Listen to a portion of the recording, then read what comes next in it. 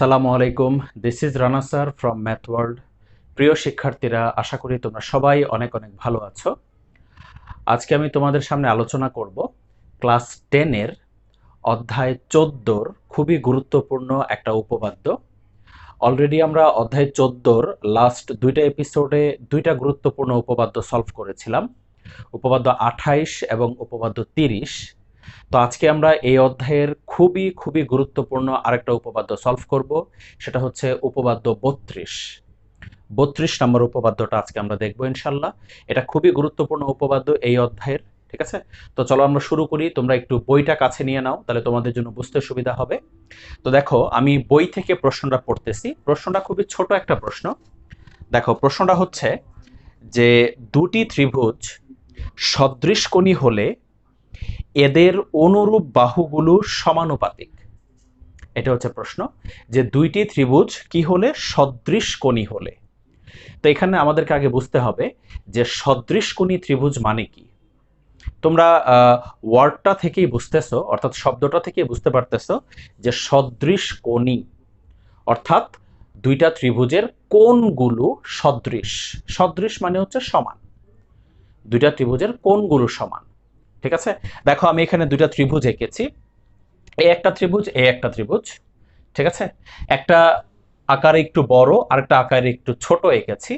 এর কারণ হচ্ছে দুইটা ত্রিভুজ সদৃশকোণী হওয়ার জন্য, অর্থাৎ দুইটা ত্রিভুজের কোণগুলো সমান হওয়ার জন্য দুইটা ত্রিভুজের সাইজ সমান হওয়া জরুরি না। বুঝতে পেরেছো জিনিসটা? দুইটা ত্রিভুজের সবগুলো কোণ সমান হওয়ার জন্য তাদের সাইজ মিলাটা জরুরি না, ঠিক আছে? ছোট বড় যে কোনো সাইজের হলেও দুইটা ত্রিভুজের সবগুলো কোণ সমান হতে পারে। তাই আমি একটা ত্রিভুজ বড় এঁকেছি আর একটা ত্রিভুজ ছোট এঁকেছি। দুইটা ত্রিভুজ মানে সর্বসম হওয়ার জন্য তাদের সাইজটা মেলাটা জরুরি, বাট দুইটা ত্রিভুজ সদৃশকোণী হওয়ার জন্য তাদের সাইজ মেলাটা জরুরি না। বুঝতে পেরেছ? আচ্ছা, তো দেখো, প্রশ্নের মধ্যে বলেছে যে দুইটা ত্রিভুজ সদৃশকোণী হলে, মনে করো এই হচ্ছে দুইটা ত্রিভুজ, একটা এবিসি ত্রিভুজ আর একটা ডিইএফ ত্রিভুজ। তো প্রশ্নের মধ্যে বলা আছে যে এই দুইটা ত্রিভুজ সদৃশকোণী। সদৃশকোণী মানে এই ত্রিভুজের তিনটা কোণ ওই ত্রিভুজের তিনটা কোণের সমান। সদৃশকোণী মানে এই ত্রিভুজের তিনটা কোণ ওই ত্রিভুজের তিনটা কোণের সমান। অর্থাৎ এই এ কোণটা ডি কোণের সমান, বি কোণটা ই কোণের সমান, সি কোণটা এফ কোণের সমান। তাহলে আমরা এই দুইটা ত্রিভুজকে বলবো সদৃশকোণী ত্রিভুজ। তাহলে আমাদের এই উপপাদ্যের শর্তই হচ্ছে এটা, যে দুইটা ত্রিভুজ কি হতে হবে? সদৃশকোণী হতে হবে। হলে কি হবে একটু দেখি আমরা প্রশ্নের মধ্যে। দুইটা ত্রিভুজ সদৃশকোণী হলে এদের অনুরূপ বাহুগুলো সমানুপাতিক। আচ্ছা, অনুরূপ বাহুগুলো সমানুপাতিক এর মানে কি? অনুরূপ বাহুগুলো সমানুপাতিক। আচ্ছা, একটু দেখো, অনুরূপ বাহুগুলো সমানুপাতিক মানে হচ্ছে অনুরূপ বাহু কোনটা কোনটা? এবি বাহুর অনুরূপ হচ্ছে ডিই বাহু। তাহলে তাহলে এবি সমানুপাতিক ডিই, এটা একটা। তারপর কি? তারপর এসি বাহুর অনুরূপ বাহু কোনটা? এসি বাহুর অনুরূপ বাহু হচ্ছে ডিএফ বাহু। তাহলে এসি বাহু সমানুপাতিক ডিএফ বাহু। তারপর বিসি বাহুর অনুরূপ বাহু কোনটা? ইএফ বাহু। তার মানে বিসি সমানুপাতিক ইএফ। তাহলে বইয়ের যে প্রশ্নটা লেখা আছে সেই প্রশ্ন অনুসারে এই তিনটা জিনিস আমাদেরকে প্রমাণ করতে হবে। অনুরূপ বাহুগুলো সমানুপাতিক, এটা প্রুফ করতে হবে আমাদের। অনুরূপ বাহুগুলো সমানুপাতিক। তাহলে অনুরূপ বাহু হচ্ছে এবি ডিই হলো অনুরূপ বাহু, এসি ডিএফ হচ্ছে অনুরূপ বাহু, এরপরে হচ্ছে বিসি ইএফ হচ্ছে অনুরূপ বাহু। অনুরূপ বাহু তো বুঝো, সাইড বাই সাইড। তাহলে অনুরূপ বাহুগুলো সমানুপাতিক। দুইটা ত্রিভুজ যদি সদৃশকোণী হয়, অর্থাৎ এই ত্রিভুজের তিনটা কোণ যদি ওই ত্রিভুজের তিনটা কোণের সমান হয়, তাহলে তাদের অনুরূপ বাহুগুলো কি হবে? সমানুপাতিক হবে, ঠিক আছে? অর্থাৎ এটার দৈর্ঘ্য বাড়লে এটার দৈর্ঘ্য বাড়বে, এটার দৈর্ঘ্য কমলে এটার দৈর্ঘ্যও কি হবে? কমবে। সমানুপাতিক মানে তো এটাই, তাই না? এটা বাড়লে এটা বাড়বে, এটা কমলে এটা কমবে। এটা বাড়লে এটা বাড়বে, এটা কমলে এটা কমবে। এই হচ্ছে সমানুপাতিকের মিনিং। তাহলে এই তিনটা জিনিস আমাদেরকে প্রমাণ করতে হবে। আচ্ছা চলো আমরা এই তিনটা প্রমাণকে আরেকটু সহজ করে নিই। এই তিনটা প্রমাণকে আরেকটু সহজ করে নিই আমরা। তো দেখো একটু, আমরা এখান থেকে লিখতে পারি AB equal to K into DE. দেখো তো, ওই দেখো সমানুপাতিক চিহ্ন উঠিয়ে আমি একটা ধ্রুব রাশি ইউজ করেছি কে। এই ক্যালকুলেশন তো তোমরা জানো সবাই, ঠিক আছে? সমানুপাতিক চিহ্ন উঠে গেলে একটা ধ্রুব রাশি ইউজ করতে হয়, ওই ধ্রুব রাশিটা আমি এখানে মনে করে নিলাম কে। ওকে, তাহলে বলো এখান থেকে কে ইকুয়াল টু কি হবে? কে ইকুয়াল টু হবে অবশ্যই AB by DE. AB by DE হবে কে এর মান। একইভাবে এটা থেকেও যদি একইভাবে আমরা ক্যালকুলেশন করি AC equal to K into DF, তাহলে কে ইকুয়াল টু কি হবে? কে ইকুয়াল টু হবে এসি বাই ডিএফ। বুঝতে পেরেছ? কে ইকুয়াল টু হবে এসি বাই ডিএফ। আবার দেখো এটা থেকে BC equal to K into EF, সুতরাং কে ইকুয়াল টু কি হবে? BC by EF. ওকে, তাহলে সব জায়গায় ধ্রুবরাশি কে ইউজ করলাম কেন? কারণ ত্রিভুজ তো আমরা চেঞ্জ করিনি, ত্রিভুজ আমরা চেঞ্জ করিনি, তাই সব জায়গায় আমরা একই ধ্রুবরাশি ইউজ করলাম, একই ধ্রুবক ইউজ করলাম, সেটা হচ্ছে কে। তো দেখো, যেহেতু সবগুলোর ক্ষেত্রে আমরা একই ধ্রুবরাশি ইউজ করেছি কে, সব জায়গায় একই ধ্রুবরাশি, তাহলে কি আমরা কে এর মানগুলো সমান লিখতে পারবো না? তার মানে আমরা কি লিখতে পারবো না যে AB divided by DE equal to AC divided by DF equal to BC divided by EF? তাহলে অ্যাকচুয়ালি আমাদের এইটা প্রমাণ করতে হবে, ঠিক আছে? কারণ এই তিনটা যে কথা, এই তিনটা যা মিন করে এই লাইনটা তাই মিন করে। এই যে দেখো ক্যালকুলেশন, এই যে এই ক্যালকুলেশনের মাধ্যমে, তাহলে অনুরূপ বাহুগুলো সমানুপাতিক মানে হলো A B divided by DE equal to AC divided by DF equal to BC divided by E F. আশা করি বুঝতে পেরেছ। আমি কিন্তু উপপাদ্য প্রমাণ করিনি, জাস্ট কি প্রমাণ করতে হবে সেটা বের করলাম আমরা, ঠিক আছে? আমাদেরকে এই জিনিসটা প্রমাণ করতে হবে।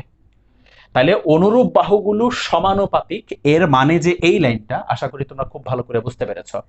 এই দেখো সমানুপাতিক দিয়ে লিখেছিলাম আমরা অনুরূপ বাহুগুলাকে, তারপর আমরা ক্যালকুলেশনের মাধ্যমে কিভাবে এই লাইনটা আনলাম, আশা করি তোমরা খুব ভালো করে বুঝতে পেরেছ, ঠিক আছে? তাহলে অনুরূপ বাহুগুলো সমানুপাতিক মানে আমাদেরকে এই জিনিসটা প্রুফ করতে হবে। বইয়েও কিন্তু এই জিনিসটাই লেখা আছে, প্রমাণ করতে হবে যে, বইয়ে কিন্তু এই তিনটা লাইন লেখা নাই, এই জিনিসটাই আমাদেরকে প্রুফ করতে হবে, ঠিক আছে? আর এই প্রত্যেকটা ইকুয়াল কেন? কারণ এই প্রত্যেকটাই কার মান? এই প্রত্যেকটাই হচ্ছে কে এর মান, প্রত্যেকটাই কার মান? কে এর মান। বুঝতে পেরেছ? তাহলে এইটা আমরা প্রুফ করব। তো চলো শুরু করি আমরা প্রমাণ। তাহলে আমরা আবার একটু ভালো করে বুঝে নেই যে দুইটা ত্রিভুজ কি হলে? সদৃশকোণী হলে, অর্থাৎ এইটার তিনটা কোণ যদি ওইটার তিনটা কোণের সমান হয়, তাহলে আমাদেরকে এইটা প্রুফ করতে হবে অনুরূপ বাহুগুলোর অনুপাত সমান। দেখো, আমরা অনুরূপ বাহুগুলো সমানুপাতিক এটাও বলতে পারি, অথবা এই লাইনটাকে এভাবেও বলা যায় যে অনুরূপ বাহুগুলোর ভাগফল সমান বা অনুরূপ বাহুগুলোর অনুপাত সমান। আবার বলতেছি, অনুরূপ বাহুগুলোর সমানুপাতিক যে কথা, অনুরূপ বাহুগুলোর অনুপাত সমান একই কথা। এই দেখো এবি ডি এর অনুপাত, মাঝখানে ভাগ চিহ্ন মানে কি? অনুপাত। এসি ডিএফ এর অনুপাত, বিসি ইএফ এর অনুপাত, এই অনুপাতগুলো সমান। তাহলে অনুরূপ বাহুগুলো সমানুপাতিক মানে হলো অনুরূপ বাহুগুলির অনুপাত পরস্পর সমান। ওকে, তা আমরা এটা প্রুফ করব। চলো এখন তো চিত্র তো উপরে আঁকা আছে, একটু বাড়তি অঙ্কন আছে, আমরা এখানে একটু দেখে নিই, সেই অঙ্কনটা আমরা একটু দেখব। আশা করি এই লাইনটা খুব ভালো করে বুঝেছো। এই জিনিসগুলো একটু নোট ডাউন করে রাখতে পারো, কারণ এগুলো বইয়ে করা নাই, ঠিক আছে? হয়তো তোমরা পরবর্তীতে কোনো এক সময় যখন এই উপপাদ্যটা রিভিশন দিতে যাবা, যখন তুমি প্রশ্নটা পড়ে দেখবা যে অনুরূপ বাহুগুলো সমানুপাতিক, এর মানে কি? এর মানে যে এই লাইনটা, তার পিছনে এই বেসিকগুলো কিন্তু তোমার কাজে লাগবে, এই জন্য একটু নোট ডাউন করে ফেলো এই জিনিসগুলো, ঠিক আছে? আচ্ছা, ওকে, আমি মুছে দিলাম। এখন একটু মনোযোগ দিয়ে দেখো, যেটা আমরা প্রমাণ করব সেটার দিকে আমরা আগাবো। যা প্রমাণ করব সেটার দিকে আমরা আগাই। আমি একটু কি প্রমাণ করতে হবে এখানে একটু আলাদা করে লিখে নিচ্ছি। AB divided by DE equal to AC divided by DF equal to BC divided by EF. এইটা প্রুফ করতে হবে আমাদের। ওকে, আচ্ছা, তো চিত্র এই দুটোই আঁকবো, ঠিক আছে। এবং এখানে একটু বাড়তি অঙ্কন আছে প্রমাণ করার জন্য, আমাদেরকে এখানে অঙ্কন দেখতে হবে। তো কি প্রমাণ করতে হবে আমরা তো খুব ভালো করে বুঝে গিয়েছি। তো তোমরা একটু কাইন্ডলি বিশেষ নির্বাচনটা বই থেকে পড়ে নিবা। বইয়ে সুন্দর করে লেখা আছে, দেখো আমি পড়তেছি বই থেকে, যে মনে করি এবিসি ও ডিইএফ ত্রিভুজদ্বয়ের, অর্থাৎ এই দুটা ত্রিভুজদ্বয়ের কোণ এ সমান কোণ ডি, এই যে এই কোণ সমান, কোণ বি সমান কোণ ই, কোণ সি সমান কোণ এফ, অর্থাৎ ওই যে সদৃশ কোণী দুইটা ত্রিভুজ, তাই কোণগুলো সমান। প্রমাণ করতে হবে যে দিয়ে এটা লেখা আছে। ওকে, এই হচ্ছে বিশেষ নির্বাচন। আচ্ছা, এখন দেখো এখানে অঙ্কন কি হবে। অঙ্কনটা হচ্ছে, আমি একটু আগে বলে নিই অঙ্কনটা, তারপর আমি চিত্রটা কমপ্লিট করব। অঙ্কনটা হচ্ছে এই যে ডিই বাহুটা দেখতেছো, আমরা এই ডিইর বাহুর সমান দৈর্ঘ্য নিয়ে বা ডিই বাহুর সমান করে এই এবি থেকে একটা অংশ কেটে নিব। বুঝতে পেরেছো?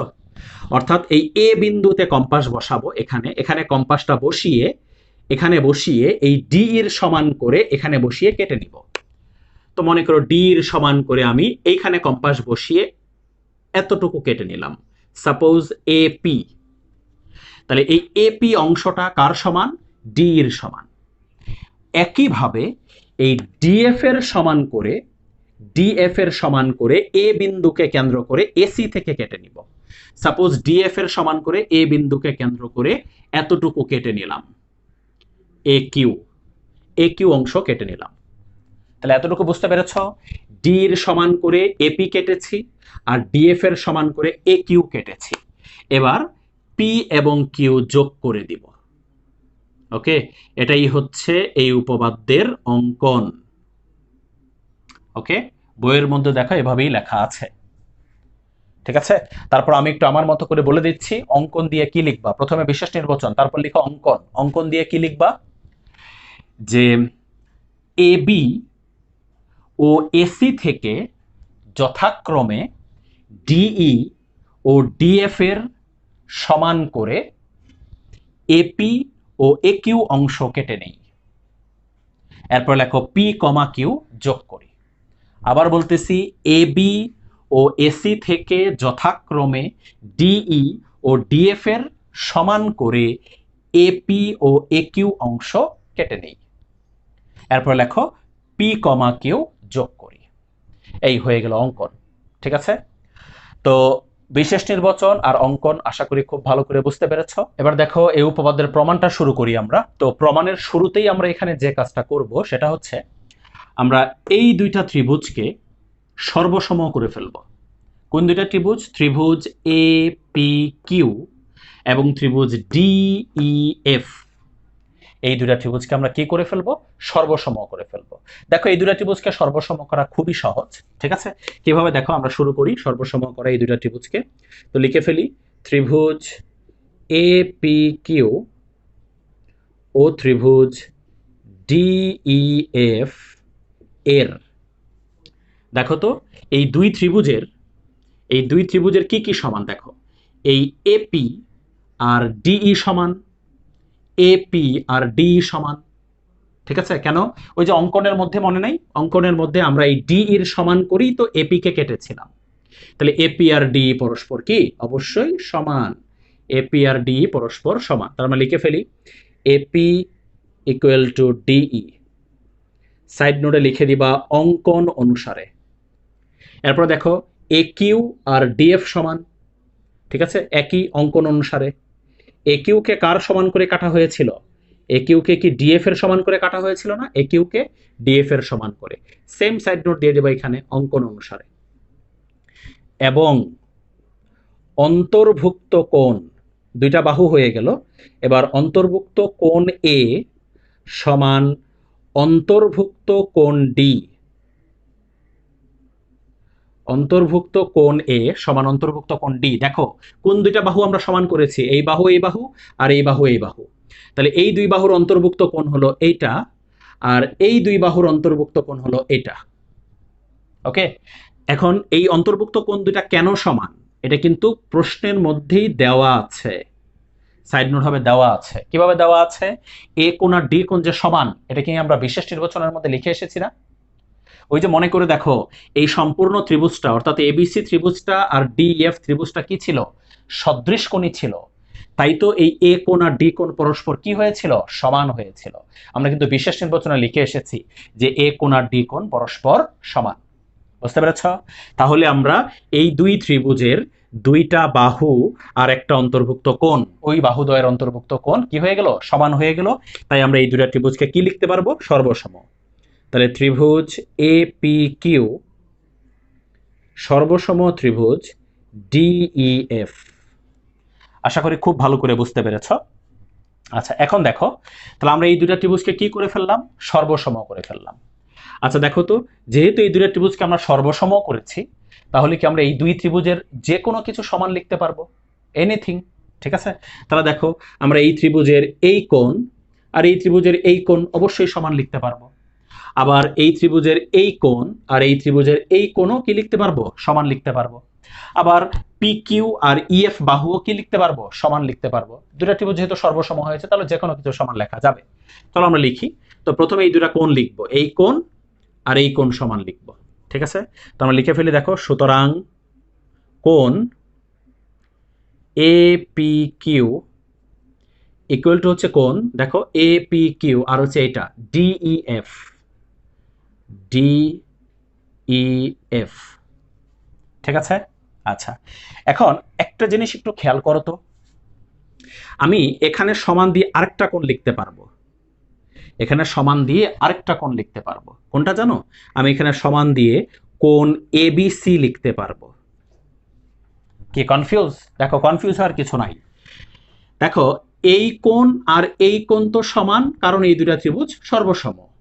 কিন্তু খেয়াল করে দেখো, এই উপপাদ্যের একদম শুরু থেকেই কিন্তু এই ই কোণটা বি কোণের সমান ছিল। বলো ছিল কিনা? কখন? ওই যে যখন শুরুতে বলেছিলাম যে A B C R DE F দুইটা ত্রিভুজ সদৃশকোণী, দুইটা ত্রিভুজ কি সদৃশকোণী, তখনই তো আমরা বলেছিলাম যে এ কোণ ডি কোণ সমান, বি কোণ ই কোণ সমান, এরপরে বলেছিলাম সি কোণ এফ কোণের সমান। মনে আছে? শুরুতেই বিশেষ নির্বাচনের মধ্যে আমরা লিখে এসেছিলাম। তাইলে বলো, আমরা এই কোণ আর এই কোণ সমান লিখেছি, এই দুইটা ত্রিভুজ সর্বসম। আবার এই কোণটা আগে থেকেই এই কোণের সমান, এই কোণটা আগে থেকেই হচ্ছে এই কোণের সমান। তাহলে কি আমরা একসাথে লিখতে পারি না? এইটা এই কোণ ইকুয়াল টু এই কোণ ইকুয়াল টু এই কোণ, কারণ এইটা এটার সমান, আবার এইটা এটার সমান। তার মানে এই কোণ এই কোণ এই কোণ, এই তিনটা কোণই পরস্পর সমান। আশা করি বুঝতে পেরেছ। আচ্ছা, একইভাবে খেয়াল করে দেখো, একইভাবে এই কোণ আর এই কোণ পরস্পর সমান। একইভাবে তাহলে লিখে ফেলি আমরা, এবং কোণ এ কিউ পি ইকুয়াল টু কোণ ডিএফই ইকুয়াল টু কোণ এসিবি। বুঝতে পেরেছো কি জিনিসটা? আশা করি তোমরা ক্লিয়ারলি জিনিসটা বুঝতে পেরেছ। ঠিক আছে, এই এফ কোণ আগে থেকেই সি কোণের সমান ছিল, এখন আবার এফ কোণ এই কোণের সমান হয়ে গেছে, তাহলে এই কোণ সমান এটা সমান এটা। ক্লিয়ার? আচ্ছা, এখন একটু মনোযোগ দিয়ে দেখো, খুবই গুরুত্বপূর্ণ একটা কথা, ভালো করে খেয়াল করো, খুবই গুরুত্বপূর্ণ একটা জিনিস। দেখো, এই কোণটা কার সমান? এটার সমান। আবার এটা কার সমান? এটার সমান। তাহলে কি আমরা ইজিলি বলতে পারি না এই কোণ আর এই কোণ পরস্পর সমান? অবশ্যই বলতে পারি। ঠিক আছে, এই যে এখানেই তো আছে, এই যে এই হলো এপি কিউ আর এটা হচ্ছে এই হচ্ছে এবিসি। ওকে, এই দুটা কোণ পরস্পর কি সমান। আবার একইভাবে দেখো, এই কোণ আর এই কোণও সমান হয়ে গেছে, এই যে এ কিউপি আর হচ্ছে কোণ এসিবি, এই কোণগুলো কি হয়ে গেছে? সমান হয়ে গেছে। তাহলে একটা জিনিস বলো তো, এই কোণ সমান, আবার এই কোণ সমান। আর খেয়াল করে দেখো তো, এই দুটা কি অনুরূপ কোণ না? একই সাইডে আছে না? দেখো এই রেখার, এই যে এই রেখার, এবি রেখার কিন্তু একই পাশে, তার মানে এই দুটা কোণকে কিন্তু আমরা অনুরূপ কোণ বলতে পারবো। আবার একইভাবে এই দুটা কোণকেও অনুরূপ কোণ বলতে পারবো। তাহলে এই অনুরূপ কোণগুলো যেহেতু সমান হয়েছে, তাহলে আমরা অবশ্যই এই পি কিউ রেখাকে বিসি রেখার সমান্তরাল বলতে পারি। কি বলতে পারি? আমরা লিখতে পারি পি কিউ সমান্তরাল বিসি। বলো লিখতে পারি কিনা? দুইটা রেখা সমান্তরাল হলে অনুরূপ কোণগুলো আমরা সমান লিখি না? তাহলে কি অনুরূপ কোণগুলো সমান হলে রেখা দুইটাকে সমান্তরাল লেখা যাবে না? অবশ্যই লেখা যাবে। তাহলে এই দুইটা অনুরূপ কোণ, এই দুইটা অনুরূপ কোণ যেহেতু সমান, তাহলে অবশ্যই আমরা পি কিউ রেখাকে বিসির কি লিখতে পারবো? সমান্তরাল লিখতে পারবো। বুঝতে পেরেছো জিনিসটা? একটু এভাবে বোঝার চেষ্টা করি এই জিনিসটা। যদি আমি তোমাকে বলে দিতাম যে পি কিউ বিসির সমান্তরাল, তাহলে কি আমরা এই দুইটা অনুরূপ কোণ সমান লিখতাম না? এই দুটো অনুরূপ কোণ সমান লিখতাম না? অবশ্যই লিখতাম। তাহলে এখন যেহেতু এই দুটো অনুরূপ কোণ সমান হয়েছে, তাহলে অবশ্যই আমরা পি কিউ কে বিসির কি লিখতে পারবো? সমান্তরাল লিখতে পারবো। ঠিক আছে?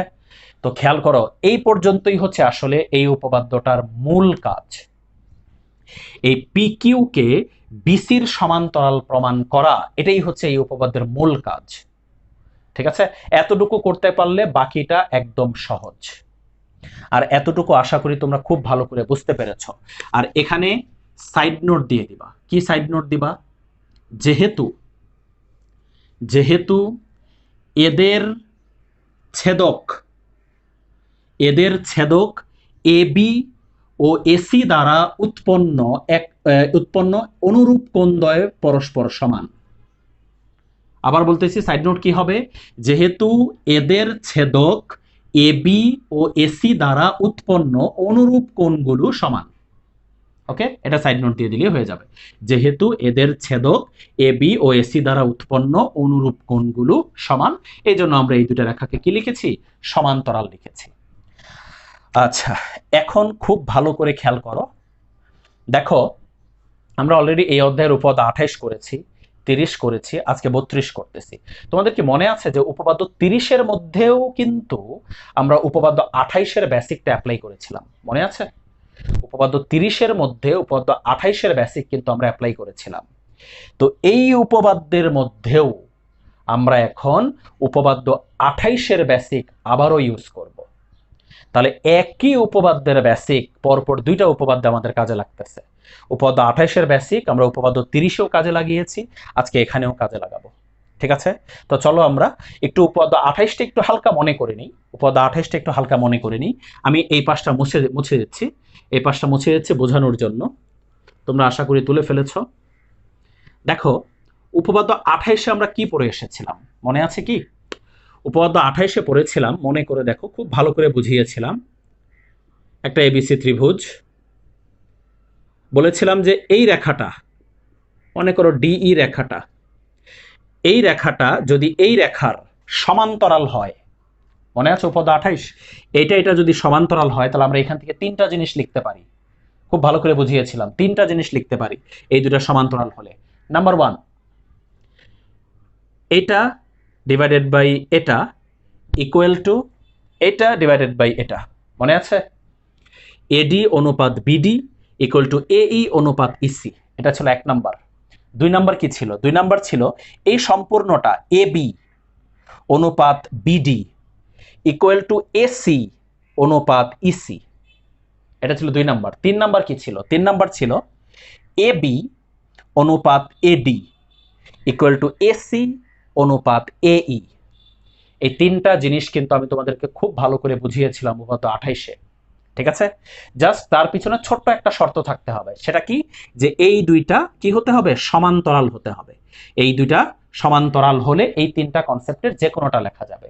তো খেয়াল করে দেখো তো, আমরা কি এখানে অলরেডি এই পি কিউ কে বিসির সমান্তরাল প্রমাণ করে ফেলেছি না? তাহলে কি আমরা উপপাদ্য 28 এখানে অবশ্যই অ্যাপ্লাই করতে পারি কিনা? পি কিউ বিসির সমান্তরাল কিন্তু আমরা প্রমাণ করেছি। এই জন্য আমরা এই কনসেপ্টটা যেহেতু উপপাদ্য 28-এর সাথে মিলে যাচ্ছে, তাহলে উপপাদ্য 28 থেকে আমরা যা শিখেছি, এই দুইটা সমান্তরাল হলে তিনটা কনসেপ্টের যে কোনোটা লেখা যায়। তা আমাদের এখানেও এই দুইটা সমান্তরাল হয়েছে, তাই আমরা ওই তিনটা কনসেপ্টের যে কোনোটা এখানে লিখতে পারবো। মূলত বলতে পারো যে পি কিউ আর বিসি কে সমান্তরাল প্রমাণ করেছি আমরা, এই জন্যই জাতীয় উপপাদ্য 28টা আমরা এখানে অ্যাপ্লাই করতে পারি। দেখো উপপাদ্য 28 অ্যাপ্লাই করলেই প্রমাণটা ম্যাক্সিমাম মিলে যাবে। দেখো আমরা অ্যাপ্লাই করি। তো দেখো খেয়াল করো, আমরা উপপাদ্য 28-এর শর্ত তো ফুলফিল হয়েছে, এই পি কিউ হচ্ছে বিসির সমান্তরাল, তাহলে এই তিনটা কনসেপ্টের যে কোনোটা আমরা লিখতে পারবো। তো আমরা দেখো এখানে কোনটা লিখি, এখানে আমরা লিখবো এই সম্পূর্ণটা অর্থাৎ এ বি ডিভাইডেড বাই এই উপরেরটা এপি। বুঝতে পেরেছো? তার মানে আমরা এখানে 3 নাম্বার কনসেপ্ট অ্যাপ্লাই করতেছি। 3 নাম্বার কনসেপ্টটা A B divided by A P equal to হচ্ছে A C divided by A Q. আশা করি খুব ভালো করে বুঝতে পেরেছো তোমরা এই জিনিসটা, ঠিক আছে? দেখো এখানে সাইড নোট কি হবে, সাইড নোটে লিখবা যেহেতু দিয়ে আপাতত শর্টকাটে লিখে নাও উপপাদ্য 28-এর সাধারণ নির্বাচন। এটা এভাবে আপাতত শর্টকাটে লিখে নাও। এখানে তোমাদেরকে উপপাদ্য 28-এর সম্পূর্ণ প্রশ্নটা লিখতে হবে যেহেতু দিয়ে, ঠিক আছে? এটা লিখলে হবে না যেটা আমি দিয়েছি, ওকে? এটা তোমরা খুব ভালো করে জানো। আচ্ছা এখন দেখো, বা খেয়াল করো এ বি ডিভাইডেড বাই, দেখো এপি, এপি কার সমান বলো তো? এই এপিটা কার সমান? এপিটা কি ডি এর সমান না? ডি এর সমান করেই তো আমরা এপি কেটে নিয়েছিলাম, তাহলে আমরা অবশ্যই এখানে এপির জায়গায় কি লিখতে পারি? ডিই লিখতে পারি। একইভাবে খেয়াল করো এই এ কিউ কার সমান? এ কিউ হচ্ছে ডিএফ এর সমান, আমরা এ কিউ এর জায়গায় ডিএফ লিখে দিলাম। দেখো তো একটু প্রমাণের সাথে মিলিয়ে ম্যাক্সিমামটা মিলে গেছে না? এই দেখো প্রথম দুইটাই মনে হয় মিলে গেছে আমাদের। হ্যাঁ, এই যে খেয়াল করো প্রথম দুইটাই মিলে গেছে আমাদের, A B by D equal to A C by D F. শুধু বাকি আছে এখন বিসি বাই ইএফ মেলানো, বিসি বাই ইএফ মেলানো বাকি আছে। বুঝতে পেরেছ? আচ্ছা, এই পর্যন্ত আশা করি তোমরা খুব ভালো করে ক্লিয়ারলি বুঝতে পেরেছ। আচ্ছা এখন দেখো এই বিসি বাই ইএফ আমরা কিভাবে আনবো, একটু ভালো করে মনোযোগ দিয়ে এই উপপাদ্যের লাস্ট জিনিসটা একটু ভালো করে মনোযোগ দিয়ে বোঝার চেষ্টা করো। আচ্ছা আমি একটা জিনিস তোমাদেরকে একটু বোঝাই, এটা এই উপপাদ্যের মধ্যে না, উপপাদ্যের বাইরের, আমি রাফে বোঝাচ্ছি, একটু দেখো। আচ্ছা মনে করে দেখো তো, আমরা এই এ বি থেকে এপি কেটেছিলাম কার সমান করে? ডি এর সমান করে।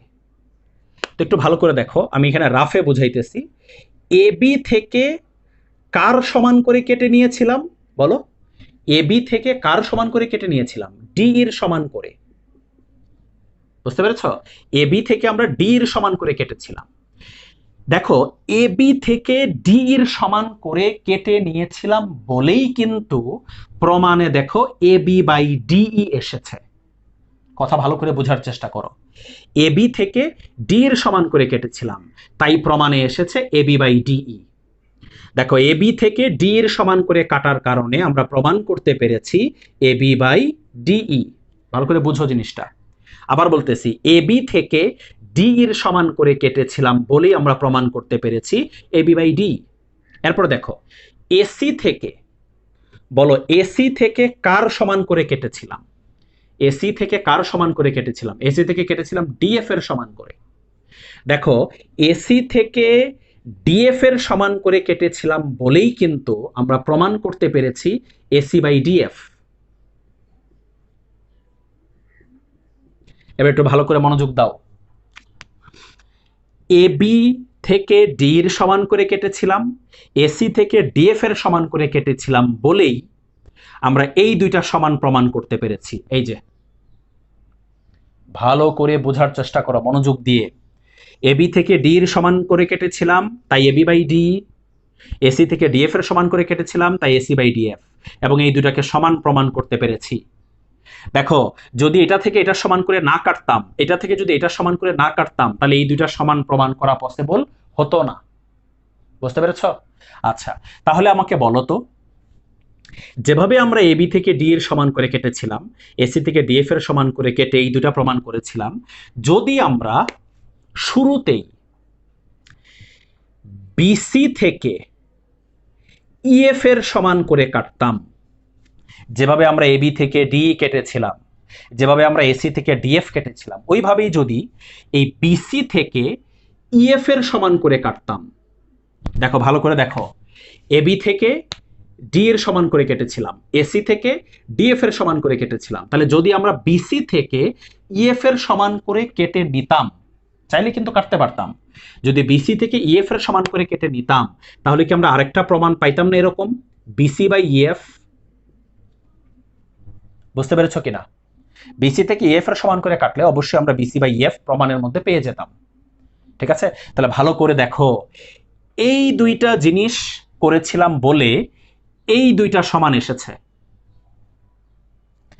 এটা এটা এবং এটা করেছিলাম বলে এই দুইটা জিনিস সমান এসেছে। তাহলে আমরা যদি এই দুইটা না করে